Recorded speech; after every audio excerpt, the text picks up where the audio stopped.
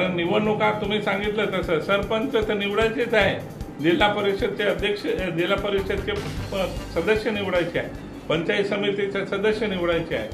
तर निश्चितपणानं या ठिकाणी सत्ता भाजपची राहील, भाजपचं सर्व काही असेल तेवढं निश्चितपणानं सांगतो। आणि हे सांगत असताना दुसरी गोष्ट पण सांगतो, जे ज्या वेळेला युती, आम्ही काही युती करणार नाही, आजच सांगून देतो तुम्हाला। कारण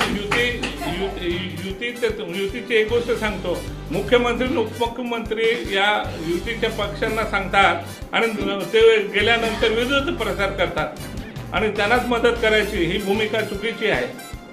आणि हे असं करत असल्यामुळे आम्ही आमच्या मतदारसंघामध्ये युती करणार नाही, मग नगरपालिका असेल किंवा मग ग्रामीण भाग असेल, एवढं निश्चितपणानं सांगतो।